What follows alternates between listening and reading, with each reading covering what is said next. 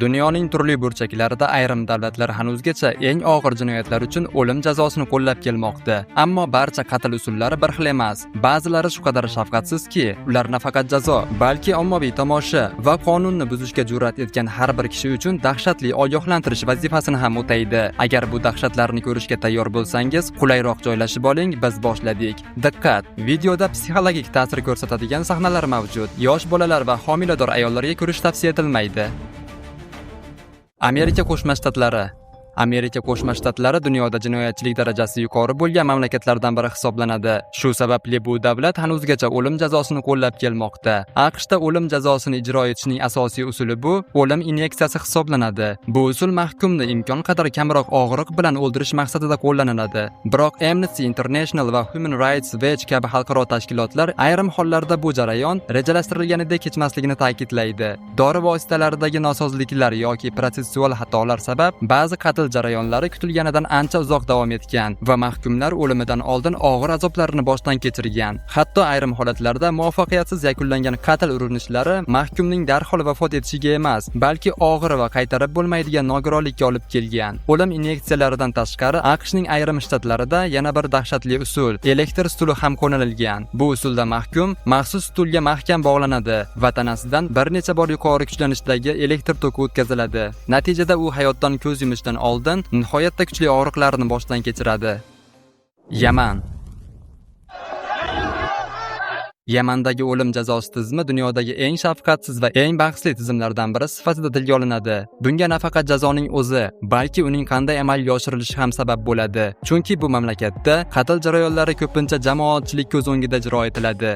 Yamanda eng ko'p qo'llaniladigan qatl usuli otuv guruhi orqali qatl etish. Bunda mahkum yerga yuzi bilan yotqiziladi. So'ngra jallod uning yurak qismiga to'g'ri keladigan orqa tomonidan miltiq bilan o'q uzadi. Maqsad esa o'limni imkon qadar tez sodir etishdan iborat. Bu qatl usullarini yanada dahshatli qiladigan jihat esa ularning omma oldida o'tkazilishidir. Ko'pincha yuzlab, hatto minglab odamlar qatlni tomosha qilish uchun to'planadi va natijada bu jarayon oddiy sud hukmini ijro etishdan ko'ra ommaviy tomoshaga aylanib qoladi. Ba'zi holatlarda esa qatl etilgan shaxsning jasadi boshqalarga ogohlantirish bo'lishi uchun ma'lum vaqt davomida voqea joyida qoldiriladi. Bu esa shunga o'xshash jinoyat sodir etishni o'ylayotganlarni qo'rqitishga qaratilgan. Yamanda o'lim jazosi keng qo'llanishining asosiy sabablaridan biri bu jazo tayinlanishi mumkin bo'lgan jinoyatlar doirasining juda kengligidir. O'lim jazosi nafaqat qotillik yoki boshqa og'ir zo'ravonlik jinoyatlari, xususan xususiylari harakati nazoratidagi hududlarda dinga haqorat qilish kabi jinoyatlar uchun ham qo'llanishi mumkin. Shimoliy Koreya dunyodagi eng yopiq davlatlardan biri bo'lib, mamlakat nafaqat o'z fuqarolari, balki tashqi dunyoga uzatiladigan barcha ma'lumotlar ustidan ham qat'iy nazorat o'rnatgan. Shu sababli bu yerda sud tizimi va o'lim jazosining qanday amalga oshirilishi haqida ishonchli ma'lumotlar juda kam uchraydi. Biroq qochqinlarning guvohliklari hamda inson huquqlari tashkilotlari e'lon qilgan hisobotlarga ko'ra, Shimoliy Koreyada qo'llanadigan o'lim jazosi dunyodagi eng shafqatsiz va eng sirli tizimlardan biri hisoblanadi. Shunday voqealardan biri sifatida 22 yoshli yigit haqidagi holat keng muhokama qilingan. Xabarlarga ko'ra, u Janubiy Koreya media mahsulotlarini, jumladan K-pop kontentini tarqatgan yoki tomosha qilganlikda ayblanib, o'lim jazosiga hukm qilingan. Mamlakatning sud tizimi ayrim shov-shuvli siyosiy ishlar tufayli ham xalqaro hamjamiyat e'tiborini tortgan. Eng mashhur holatlardan biri Kim Chen Inning amakisi Jang Son-tek ishi bo'lib, u 2013-yilda korrupsiya va boshqa siyosiy ayblovlar bilan qatl etilgan. O'sha paytda Kim Chen Inning zenit quroli yoki raketa yordamida qatl etilganligi haqida turli mish-mishlar tarqalgan edi. Yaponiya dunyodagi eng yopiq va sir tutiladigan o'lim jazosi tizimlaridan biriga ega. Bu mamlakatda qatl jarayonlari mutlaqo maxfiy tarzda, yopiq eshiklar ortida amalga oshiriladi. Natijada mahkumlar doimiy ruhiy bosim va og'ir psixologik azob ostida yashashga majbur bo'ladi. Yaponiyada o'lim jazosi osib o'ldirish orqali ijro etiladi. Qatl maxsus qo'riqlanadigan binolarda qat'iy nazorat ostida amalga oshiriladi. Ammo bu tizimni haqiqatan ham dahshatli qiladigan jihat qatl usulining o'zi emas, balki mahkumni kutayotgan noma'lumlikdir. Yaponiyada o'lim jazosiga hukm qilingan mahkumlarga qatl sanasi oldindan ma'lum qilinmaydi.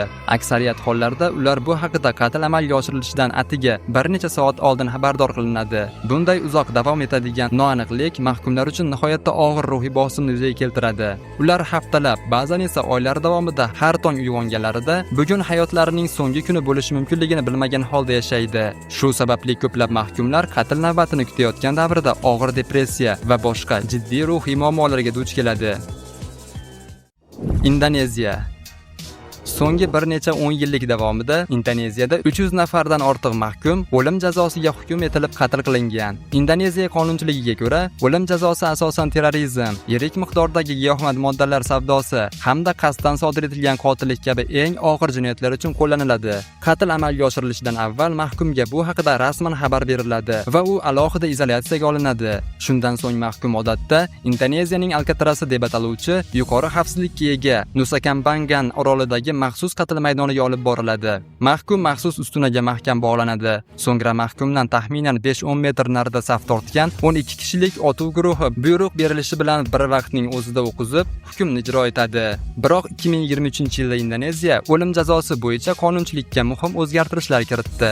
Yangilangan jinoyat kodeksiga ko'ra, ayrim o'lim jazosiga hukm qilingan mahkumlarga 10 yillik sinov muddati berilishi mumkin. Agar shu davr mobaynida mahkum chinakam pushaymonligini namoyon etsa, yaxshi xulq-atvor ko'rsatsa va qonunda belgilangan boshqa talablarni ham bajarsa, sud uning o'lim jazosini umrbod ozodlikdan mahrum qilish jazosi bilan almashtirishi mumkin. Kongo Demokratik Respublikasi. So'nggi yillarda Kongo Demokratik Respublikasi ommaviy qatl holatlari sabab xalqaro hamjamiyat e'tiborini o'ziga qaratdi.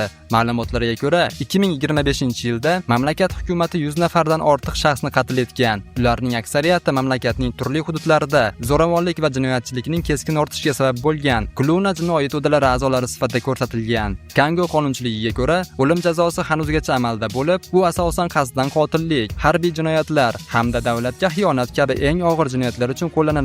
Bu mamlakatda hukm odatda otuv guruhi orqali ijro etiladi. Bundan tashqari mamlakat sud tizimi uzoq yillardan buyon korrupsiya, poraxo'rlik, malakali yuridik yordamning cheklanganligi hamda sud jarayonini izchil olib borilmasligi sabab tanqid ostida qolmoqda. Saudiya Arabistoni huquq tizimi asosan islom shariati asosida shakllangan bo'lib, bu o'lim jazosini qo'llash tartibiga ham bevosita ta'sir ko'rsatadi. Shu sababli mamlakatdagi qatl amaliyoti dunyodagi eng bahsli tizimlardan biri sifatida e'tirof etiladi. Bu yerdagi o'lim jazosi asosan boshni qilich orqali tanadan judo qilish orqali ijro etiladi. Qatl uchun sayf deb ataladigan an'anaviy o'tkir qilichdan foydalanadi. Hukm esa faqat barcha sud jarayonlari yakunlanib, tegishli davlat organlari tomonidan so'nggi tasdiq berilganidan keyingina amalga oshiriladi. Qatl ijro etilishdan avval mahkumga odatda oila a'zolari va yaqinlari bilan so'nggi bor uchrashishga imkoniyat beriladi. Shundan so'ng uning qo'llari bog'lanadi, boshi yopiladi va qatl maydoniga olib chiqiladi. U yerda mahkum qibla tomonga qaratilgan holda joylashtiriladi. Jallod hukmni imkon qadar tez va ortiqcha azob bermaslik maqsadida birgina zarba bilan ijro etish talab etiladi. Tarixiy manbalar hamda ayrim ma'lumotlarda islom shariatining ayrim talqinlariga ko'ra, ba'zi jinoyatchilar uchun rajam, ya'ni toshbo'ron qilish jazosi ham tilga olinadi. Qamoqxona dunyodagi shunday joyki, uni insonlar uchun qurishgan, lekin hech bir odam u yerga borishni istamaydi. Chunki qamoq ichida onaning qo'li bilan pishirgan mazali taomlari bo'lmaydi, otaning tanbehi bo'lmaydi, xotinning mehrini esa umuman esdan chiqaring. Qamoqda faqat xo'rlash va azob bor. Siz dunyodagi eng xavfli qamoqlar haqida bilasizmi? U yerga borish jahannamga borishdek gap. Ha, bugun biz aynan shunday dahshatli qamoqlar haqida gaplashamizki, ular haqida eshitib, hatto prokuror va hokimlarning ishtoni ho'l bo'ladi.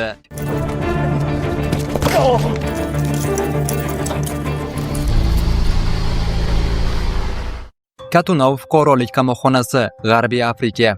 Tasavvur qiling, 4 kishi uchun qurilgan kameraga 50 kishi somondek tiqib qo'yilsa nima bo'ladi?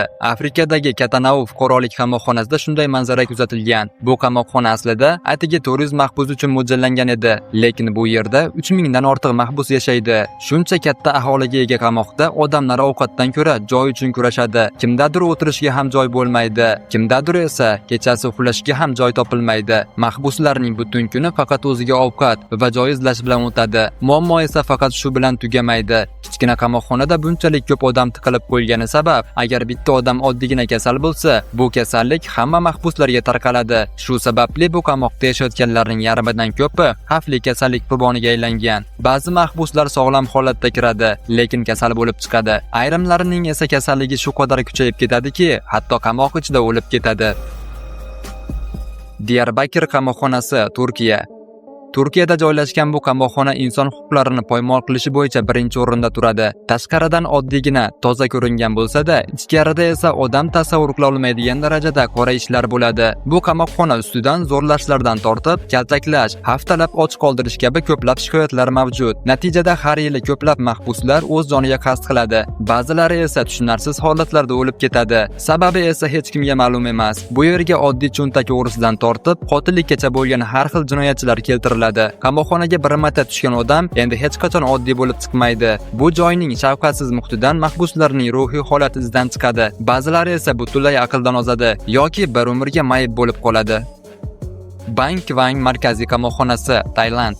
Agar yigitlardan ularning sirli orzusi haqida so'ralsa, yarmidan ko'pi Bangkokga borib, tay masajini olishni orzu qiladi. Lekin Tailandda masaj qilishni o'ylayotganingizda ehtiyot bo'ling. Politsiya o'z oyoqlari bilan sizni masaj qilishi mumkin. Chunki agar siz bir marta bo'lsa ham Tailand qonunini buzsangiz, to'g'ri qamoq havosini tatib ko'rasiz. Va Bangkokda joylashgan Bang Kvang markaziy qamoqxonasi esa dahshatli tushdan kam emas. Uni maxsus qilib, og'ir jinoyatchilarni tartibga solish uchun qurishgan. Buning uchun qamoqxonaga kirgan har bir mahbus dastlabki 3 oy davomida temirdan yasalgan zanjirga kishallab qo'yishadi. Ularga hech qayerga chiqishga ruxsat berilmaydi. Hatto hojatxonaga borishsa ham kishanda qolishadi. Albatta qamoqxona xodimlari buni inkor qilishadi. Lekin bu yerdan chiqqan ko'plab sobiq mahbuslarning aytishicha, bu qamoqxona haqiqiy jahannam. Shuncha qiynoqlardan keyin ovqat masalasiga kelganda esa mahbuslarga atiga bir kosa guruch va ozgina sho'rva beriladi. Ko'pincha o'lim jazosini kutayotgan mahbuslar qatl kuni kelmasidan oldin o'lib ketishadi. Ba'zida bu yetishmovchilikdan, ba'zida esa qamoqxona ichida bo'ladigan qiynoqlardan halok bo'lishadi. San Quentin qamoqxonasi, Kaliforniya. Kaliforniyada joylashgan bu qamoqxona 1852-yilda qurilgan bo'lib, u asosan eng xavfli mahbuslar uchun mo'ljallangan edi. Lekin bu yerga kirgan mahbuslar qamoqni jang maydoniga aylantirib yuborishgan. Shu sababli mahbuslar orasida to'qnashuv va urushlar oddiy hol bo'lib qolgan. Bu qamoqxona ichida Amerikadagi ko'plab maxfiy jinoiy guruhlar yashaydi. Ularning tanasida maxsus tatuirovkalar bo'lib, ular o'z guruhlarini ifodalaydi. Ya'ni odamlar bu qamoqxonani o'zlarining bosh qarorgohi qilib olishgan. Aksariyat mahbuslar o'z hududida turadi. Lekin agar kimdir tashqaridan kelib, guruh a'zolaridan biriga hujum qilsa yoki haqorat qilsa, butun guruh uni o'ldirishga tayyor turadi. Shu sababli bu qamoqda ko'plab odamlar halok bo'lgan. Bu yerda yashovchi mahbuslar shunchalik xavfliki, hatto qamoqxona qo'riqchilaridan ham qo'rqmaydi. Ba'zan ular hatto qo'riqchilarning o'zini ham o'ldirib tashlashgan. Lekin agar mahbus sher bo'lsa, bu qamoqxona ma'muriyati undan ham kuchli sher hisoblanadi. Shu sababdan bu yerda o'lim jazosi ham ijro etiladi. Mahbuslarga zaharli inyeksiya qilinib, ularni o'ldirishadi. 22-lager, Shimoliy Koreya.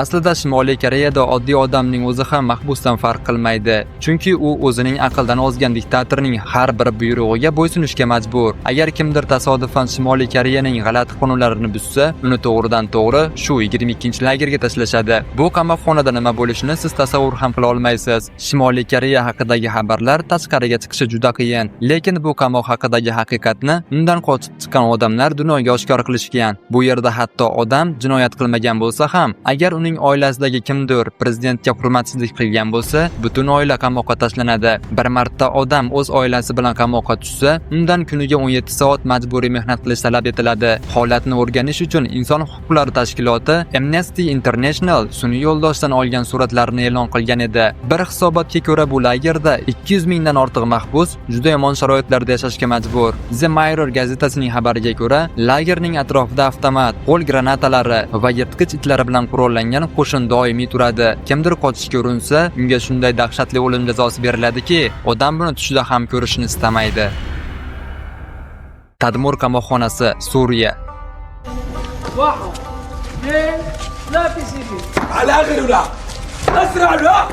Suriya hududida joylashgan bu qamoqxona shunchalik dahshatli joyki, oddiy cho'ntak o'g'risiga ham o'lim jazosi beriladi. Bu yerning muhitidan odamlar hatto o'z ixtiyori bilan ham o'lishni istab qolishlari mumkin. Bu yerda mahbuslarning tez-tez o'lib ketishi oddiy holat hisoblanadi. Hatto eng arzimas jinoyatchi ham bu qamoqxonaga tushsa, uning bir oyog'i allaqachon qabrda bo'ladi. Chunki Suriyaning eng ko'p o'lim sodir bo'ladigan joyi shu qamoqdir. Nega bunday? Aslida bu qamoqxonada mahbuslarga shunday munosabatda bo'linadiki, ular o'limini o'zlari tilashadi. Mahbuslarni kaltaklash va ularni och qoldirish bu yerda odatiy narsaga aylangan. Ko'p kunlab mahbuslar kuniga 2 mahal ovqatni ham ko'rmaydi. Bu faqatgina misol. Qo'pol shafqatsizlikning eng yuqori cho'qqisi esa 1980-yilda Suriya prezidenti Hafiz Asadning buyrug'i bilan taxminan 2,5 ming mahbus hech qanday sabab bo'lmasidan qatl qilinganda yuz bergan. Qora delfin qamoqxonasi, Rossiya. Russia's Black Dolphin prison houses some of the country's toughest, most violent criminals. А есть подарим бургам фонтанчик с черным дельфином. Tasavvur qiling, odamni 10 daraja sovuqda oyoqqa turg'azib qo'yishsa, u qanday ahvolga tushadi? Sovuqdan suyagingiz ham qarsillab ketgandek bo'ladi, to'g'rimi? Lekin Rossiyadagi Qora delfin qamoqxonasida agar mahbus qoidani buzsa, unga aynan shunday jazo beriladi. Bu dunyodagi eng dahshatli qamoqlardan biri bo'lib, bu yerga eng og'ir jinoyatchilar olib kelinadi. Zo'rlashdan tortib, davlatga xiyonat qilgunga qadar eng yuqori darajadagi jinoyatchilar shu yerga keltiriladi. Bu yerda mahbuslarni ona suti og'ziga kelgudek darajada qiynashadi. Mahbuslarga 1 daqiqa ham dam olishga ruxsat berilmaydi. Butun kun oyoqda tik turish yoki ishlash bilan o'tadi. Qozog'iston chegarasi yaqinida joylashgan bu qamoqxona juda kuchli qo'riqlanadi. Ko'plab mahbuslar bu yerdan qochishga urinib ko'rgan, lekin hech biri muvaffaqiyat qozonmagan. Qamoqxona nomi esa bu yerga o'rnatilgan haykal nomidan olingan. Haykalni esa davlat emas, balki aynan mahbuslarning o'zi yasagan. Sekot qamoqxonasi, Salvador.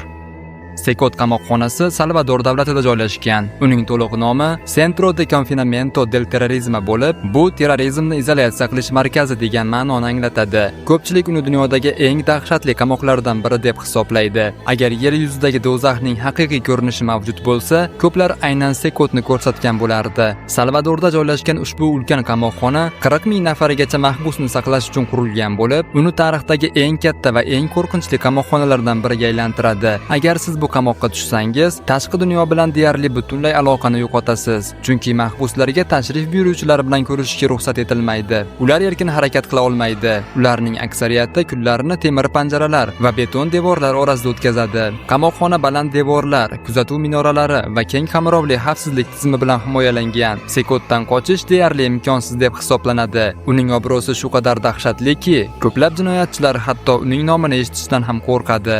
Ba'zilar uchun bu qamoqxona shunchaki jazo emas, bu umid nihoyasiga yetadigan joydir va aynan shu sababli Sekot dunyodagi eng shafqatsiz qamoqxonalardan biri sifatida o'z o'rnini egallagan. Sizningcha bu qamoqxonalar orasida eng dahshatlisi qaysi biri edi? Fikringizni albatta izohlarda yozib qoldiring. Qaynatish qozoni.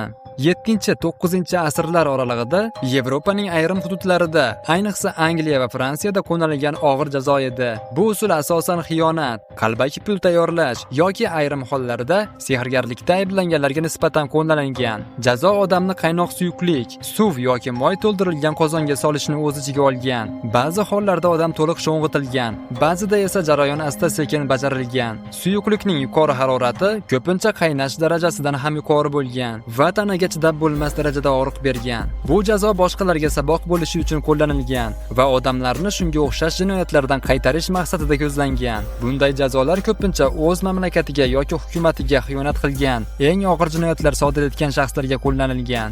Ba'zi hududlarda qalbaki pul tayyorlash ham shu jazoga sabab bo'lgan. Sehrgarlikda ayblanganlar ham, ayniqsa sehrgarlarni ovlash faol bo'lgan joylarda bu jazoga tortilgan. Qonli burgut. Qonli burgut vikinglar tomonidan o'rta asrlarda ishlatilgani aytilgan. Mashhur va bahsli jazo yoki qatl usuli. Bu jazo uslubi odatda dushmanlar yoki xoinlarga, ko'pincha yuqori martabali shaxslar yoki og'ir ayblovlar qo'yilganlarga nisbatan qo'llangan. Qadimgi Norvegiya sagalarida bu ramziy va dramatik marosim sifatida tasvirlangan. Tarixga ko'ra, odam tiz cho'kkan yoki yotgan holda bo'ladi va uning orqa qismidagi terisi xuddi burgut qanotlari kabi ishlanib, arqon bilan osib qo'yiladi. Bu jarayon shuhratni tiklash, jazolash yoki qasos olish maqsadida amalga oshirilgan. Azobli nok.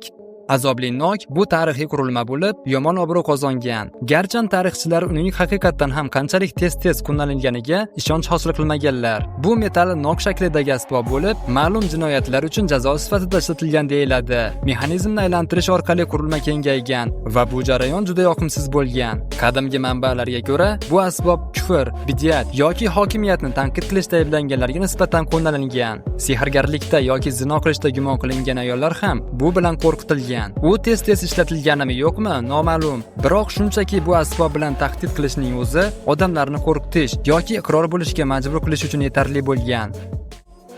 O'rta asrlarda qiynoq qonuniy hisoblangan va hokimiyat tomonidan sud jarayonining bir qismi sifatida amalga oshirilgan. Qiynoq xonalari ko'pincha qamoqxona yoki hukumat binolari ichida tashkil etilgan. Ammo shunday bir qurilma borki, u shafqatsizligi bilan afsonaviy maqomga ko'tarilgan. Bokira temir deb ataluvchi ushbu qurilma odam bo'yi keladigan temirdan yasalgan tobut yoki shkaf edi. Qurilmaning ichki qismi mixlar yoki tikanlar bilan qoplangan bo'lib, ular qurbonning tanasiga azob berish va jarohat yetkazish uchun strategik joylashgan edi. Qurbon qurilmaga majburan kiritilar va eshiklar yopilganida tikanlar tanani teshib o'tardi. Tikanlar darhol o'ldirish uchun yetarlicha uzun bo'lmasligi mumkin, lekin ular muhim organlarni teshib, qurbonni sekin-asta qon yo'qotishdan halok bo'lishiga olib kelardi. Maqsad qurilma ichida qolgan odamni sekin va azobli o'limga mahkum qilish edi. Ba'zi hollarda bokira temir shahar maydonlarida jinoyatchilikning oldini olish maqsadida qo'yilgan va aholiga qo'rquv solgan. Ispaniya inkvizitsiya davrida ishlatilgan kamroq ma'lum qiynoq usullaridan biri bu Yahudo beshigi edi. Qiziq tomoni shundaki, bu usulni qo'llaganlar uni insonparvar deb hisoblashgan. Oddiy ko'rinishiga qaramay Yahudo beshigi bid'atchilar uchun dahshatli taqdirni anglatardi. Qurilmaning o'zi 3 oyoqli stulga o'xshash, uchli yog'och piramidaga ega bo'lgan, juda sodda tuzilmadan iborat edi. Ammo unga o'tirish o'ta darajada azobli bo'lgan. Qiynoq xonasida qurbonning qo'llari va oyoqlari arqonlar bilan bog'lab, tishli g'ildiraklar yordamida sekin-asta Yahudo beshigining ichiga tushirilardi. Ba'zida qo'shimcha og'irlik ham qo'yilar edi va qurilmaning uchi qurbonning tos sohasini, ya'ni anal teshigini teshib o'tardi. Yahudo beshigining g'oyasi italiyalik bir advokatga tegishli aytiladi. Mis buqa deb ataluvchi yana bir usul qadimgi Yunonistonda ma'lum bo'lib, tarixda dahshatli qatl vositasi sifatida tanilgan. Miloddan avvalgi 6-asrga taalluqli bo'lgan bu vahshiyona qurilma o'z qurbonlariga chidab bo'lmas azob yetkazish uchun yaratilgan edi. Misdan yasalgan ichi bo'sh buqa shaklidagi haykalga qurbonlarni joylashtirishgan va tagidan olov yoqilgan. Mis buqa maxsus akustik qurilma bilan jihozlangan bo'lib, buqaning chuqur bo'kirishiga o'xshash ovozga aylantirilgan. Akragas, hozirgi Sitsiliya shahridan chiqqan rivoyatga ko'ra, zolim hukmdor Falaris saroy rassomi Perialus yordamida mis buqani joriy etgan va shu yo'l bilan aholiga qo'rquv solgan. Ammo Falaris ixtiro qilgan bu qurilmaning vahshiyligidan o'zi ham larzaga tushgan va Perialusga bu qurilma qanday ishlashini ko'rsatishni buyurgan. Perialus buqaning ichiga kirganida Falaris qurilmani yasagan odamning o'zini azobli jazoni tatib ko'rish uchun buqaning tagiga olov yoqishni buyurgan. Natijada bu dahshatli qurilmani yasagan inson shunday dahshatli tarzda jazolangan. Ispaniya inkvizitsiya davrida diniy fanatizm va ta'qiblar avj olgan paytda aynan bid'atchilar uchun maxsus yaratilgan qurilmalar paydo bo'ldi. Bu davrda musulmonlar va yahudiylar kabi katolik bo'lmaganlar o'z diniy e'tiqodlari tufayli shafqatsiz ta'qib va qiynoqqa duchor bo'ldilar. Ularning yashash joylari tintuv qilinar, bid'atchilar tan olishga majbur etilardi. Ayblovni tan olganlar turli qiynoqlar bilan jazolangan. Aybsizligini isbotlashda qat'iyatli bo'lganlar esa oxir-oqibat qatl qilingan. Shu qorong'u davrda ishlatilgan buyumlardan bid'atchi vilkasi edi. Bu asbob bo'yinga qattiq bog'langan charm kamar va undan 2 uchli temir chiqib turadigan shaklda edi. Bir qurilmaning uch tomog'iga, ikkinchisi esa ko'krak suyagiga taqalgan. Ko'rinishi oddiy bo'lsa-da, bid'atchi vilkasini taqish chidab bo'lmas og'riqni keltirib chiqarardi. Boshni qat'iy bir holatda ushlab turish o'tkir tig'li temir terini teshib yuborishning oldini olish mumkin edi. Lekin odamning sabri va kuchi chegaralangan. Asbobning asosiy maqsadi bid'atchilarni aybiga iqror qilish edi. Biroq u tan olganlarni ham jam saqlash uchun ishlatilgan. Bosh ezuvchi o'rta asrlarning eng dahshatli qurilmalaridan biri bo'lib, asosan Yevropada ishlatilgan. Bu asbob psixologik bosim va og'riq yetkazish uchun mo'ljallangan bo'lib, ko'pincha iqror bo'lishga majbur qilish yoki og'ir jinoyatlar uchun jazolashda ishlatilgan. Bosh ezuvchi mustahkam metal ramkadan iborat bo'lib, odamning boshi joyida ushlab turilgan. Pastda iyak uchun tayanch va yuqorida boshni yopib turish uchun metal qopqoq bo'lgan. Mexanik vint tizimi yordamida bosim asta-sekin oshirilgan va bu og'riqni ayniqsa iyak va yuzda chidab bo'lmas bo'lmas darajada kuchaytirgan. Qurilmaning maqsadi doimiy zarar yetkazish bo'lmasa-da, u asosan qo'rqitish yoki so'roq qilish vositasi sifatida ishlatilgan. Bu qurilma ba'zan Ispaniya inkvizitsiya davrida ham qo'llanilgan. O'rtadan arra bilan kesish tarixdagi eng mashhur jazolash usullaridan biri bo'lib, turli dinlarga nisbatan qo'llanilgan deyiladi. Tarixiy ma'lumotlarda bu jazo ochiqcha va ramziy maqsadda qo'llanilgan. Ko'p hollarda odam teskari osilgan. Shunda qon bosh tomon oqib, hushyorlik uzoqroq saqlangan. Shundan so'ng odatda 2 kishi bilan boshqariladigan katta arra yordamida jarayon bajarilgan. Rimliklar xochga mixlash bilan mashhur bo'lgan bo'lsa-da, ayrim tarixiy hujjatlarda arra bilan kesish ham alternativ jazo sifatida tilga olingan. Bu usul qadimgi Xitoy qonun hujjatlarida ham og'ir jinoyatlar uchun kam qo'llanilgan, ammo ramziy jihatdan juda og'ir jazo sifatida qayd etilgan. Hozirgi kunga kelib ham g'ildirakda sindirish tarixdagi eng dahshatli qatl usullaridan biri sifatida qolmoqda. Bu usul odatda eng og'ir jinoyatchilar uchun mo'ljallangan bo'lib, chidab bo'lmas og'riq va azob yetkazish maqsadida qo'llanilgan. Jarayon esa katta olomon ishtirokida amalga oshirilgan. Bu jazoga mahkum qilinganlar ikki qo'rqinchli ehtimolga duch kelardi: g'ildirak yordamida sindirilish yoki g'ildirak ustida sindirilish. Jarayon tugagach, qurbonlar ko'pincha soatlab yoki hattoki kunlab g'ildirakda qoldirilgan. Singan qo'l-oyoqlari g'ildirakning ilmoqlari aralashib, sekin va azobli o'limga olib kelgan. Ushbu usul Rim imperiyasidan kelib chiqqan bo'lib, dastlab azob yetkazish maqsadida ishlatilgan. Odatda qullar yoki nasroniylar qurbonga aylangan. Tilni jilovlash temiri 10-13 asrlar oralig'ida asosan Britaniya va Yevropaning ayrim hududlarida ishlatilgan jazo vositasi edi. Bu asbob asosan baland ovozli, g'iybatchi yoki hurmatsiz deb hisoblangan odamlarni, odatda ayollarni jim qilish va ularni ochiqcha tuzatish uchun mo'ljallangan edi. Bu jilov boshqa niqob yoki temir qafas shaklida o'rnatilgan. Ichida esa odatda tilni pastga bosib turadigan temir plastinka bo'lgan. Bu gapirishni juda qiyinlashtirgan. Ba'zi versiyalarda qo'ng'iroq yoki hayvon shaklidagi bezaklar bo'lib, ular odamlarning e'tiborini tortgan. Qo'ng'iroqlar tovushi esa odamlarni jalb qilib, jazolanuvchilarni yanada ko'proq tahqirlagan. Bu jilov mahkamlanganidan keyin uni o'zi yechib bo'lmasdi. Ba'zida jilovlangan odamlar ko'cha-ko'yda aylantirilib, tomoshabinlar ularni ko'rib kulishgan yoki izoh berishgan. Jazo faqatgina ayollar uchun emasdi, biroq ko'pincha ayollarga nisbatan qo'llanilgan. Bu esa ularning xatti-harakatlarini ijtimoiy me'yorlar orqali nazorat qilishga urinishni aks ettirgan. Barcha bu usullar ichida eng ko'p odamlar qochishga harakat qilgan jazo turi teri shilish jazosi edi. Flying bu odamning tanasidan terisini shilish amaliyoti bo'lib, tarix davomida turli madaniyatlarda jazo, qiynoq yoki qatl usuli sifatida qo'llanilgan. Teri shilish odatda pichoq yoki qilich kabi o'tkir asboblar yordamida amalga oshirilgan. Bu jarayon nihoyatda og'riqli bo'lib, ko'pincha og'ir jarohatlar va o'limga olib kelgan. Ba'zan bu jarayon tirik odamga nisbatan, ba'zan esa vafotidan keyin qo'shimcha tahqirlash yoki boshqalarga ogohlantirish maqsadida amalga oshirilgan. Keyingi jazolash qurilmasi esa Xitoy va Sharqiy Osiyoning boshqa hududlarida, jumladan Janubiy Koreya va Vyetnamda uzoq vaqt davomida qo'llanilgan an'anaviy jazo va ommaviy tahqirlash vositasi edi. Ushbu amaliyot Tang sulolasidan boshlangan va asrlar davomida qo'llanilgan. Kengu markazida odamning bo'yi uchun teshik bo'lgan katta va og'ir yog'och taxtadan iborat edi. Yevropadagi sharmanda kursidan farqli o'laroq, kengu ba'zan ko'chma bo'lib, uni taqqan odamning harakatini cheklab qo'yardi.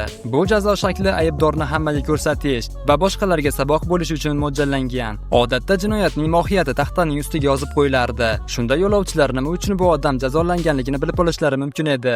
Keyingi odatda yengil jinoyatlar, o'g'irlik, firibgarlik yoki jamoat tartibini buzish uchun qo'llanilgan. Ba'zan qarzini to'lay olmaydiganlar yoki hokimiyatga nisbatan hurmatsizlikda ayblanganlar ham bu jazoga tortilgan. Ayrim hollarda keyingi taqqan odamlar bozor yoki qishloq markaziga qo'yilib, qo'rquv va ijtimoiy tartibni saqlashga xizmat qilgan. Oila a'zolari yoki unga hamdard bo'lganlar oziq-ovqat va ichimlik olib kelishlari mumkin edi. Lekin bu ko'pincha vaziyat va mahalliy urf-odatlarga bog'liq bo'lardi.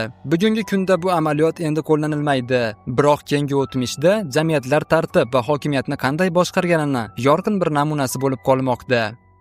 Bizni qitqlashganida tanamizda tingillash, qittiqlash va titroq kabi jismoniy sezgilar paydo bo'ladi. Bu esa dam olish, xotirjamlik va hatto zavqlanish hissi bilan bog'liq bo'lishi mumkin. Lekin bu ishni echki tili bilan qilsa-chi?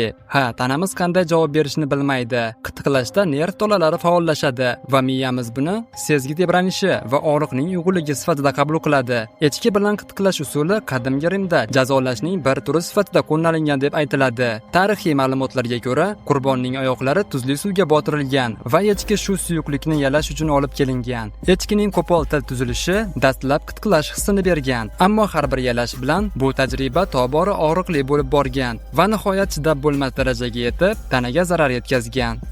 Til kesish jazosi.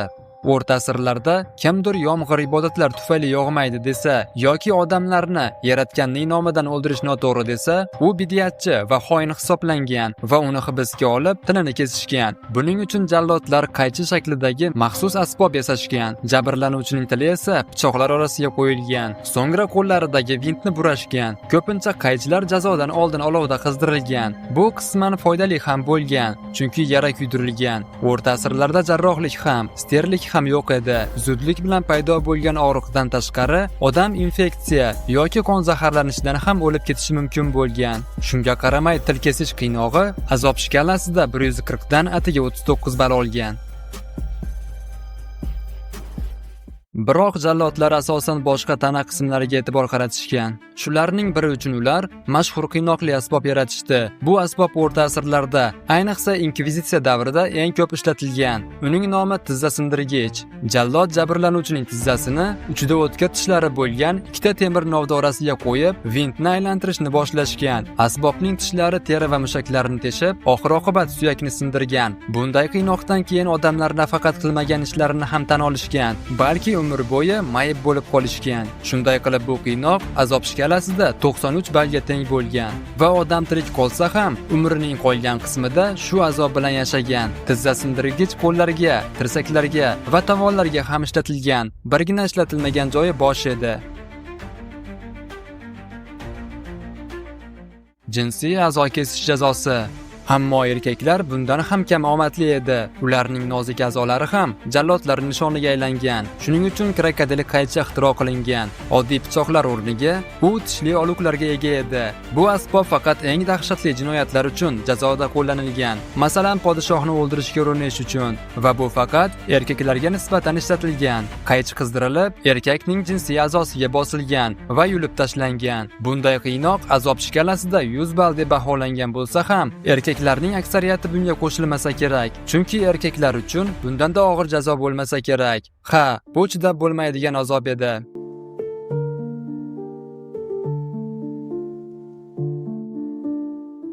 Ko'krak kesish jazosi. O'rta asrlarda bu asbob ishlatilganmi noma'lum, lekin odamlarning ko'kraklarini kesib tashlash jazosi haqiqatan ham qo'llanilgan. Qadimgi rimliklar bu qiynoqni Sitsiliyalik avliyo Agata va avliyo Barbaraga ularni qatl etishdan oldin qo'llashgan. Bunday qiynoq azob shkalasida 73 ball to'plagan. Bu deyarli maksimal natija edi, ammo bundan ham battar jazolar bor edi. Masalan, temir kursi, u baland suyang'ichi, qo'ltiq tayanchlari va oyoq qo'ygichi bo'lgan kursiga o'xshardi. Farqi shunda ediki, butun yuzasi o'tkir mixlar bilan qoplangan edi. Kamarlar va tayoqlar yordamida mahbus kursiga qattiq bog'lab qo'yilgan. Shunda tanasining iloji boricha ko'proq qismi mixlarga tegib turardi. Bunday asboblar o'rta asrlarda Yevropada keng tarqalgan va turli shakllarda bo'lgan. Xitoyda esa kursi katta tig'lar bilan qoplangan, ammo maqsad bir xil edi: jabrlanuvchiga maksimal azob berish. Kursini asta-sekin alangaga yaqinlashtirishgan yoki bevosita ostiga olov yoqilgan. Jabrlanuvchi yonib kuyish va uglerod oksidi zaharlanishidan aziyat chekkan. Tanasi esa doimiy ravishda titrab turgan. Har bir qimirlaganida mixlar tanaga yanada chuqurroq kirib, jarohatlar og'irlashgan. Shu sababdan temir kursi azob shkalasida 130 ball olgan.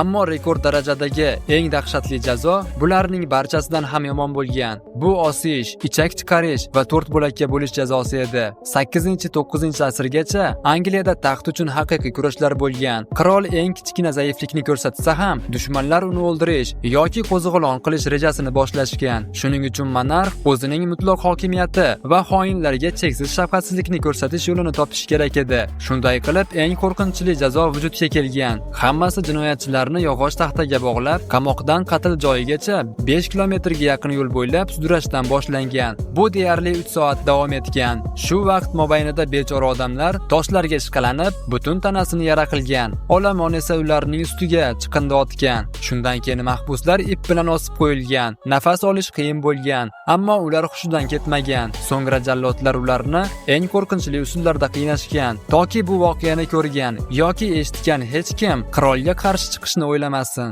Bundan ham dahshatlisi, barchasi odam hushida turgan paytda amalga oshirilgan. Agar hushidan ketsa, uni qayta tiriltirishgan va qiynoqlar davom etgan. Asrlar davomida Angliyada yuzlab qo'zg'olonchilar shunday jazolangan. Ular orasida Shotlandiya mustaqilligi uchun kurashgan afsonaviy ritsar William Wells ham bor edi.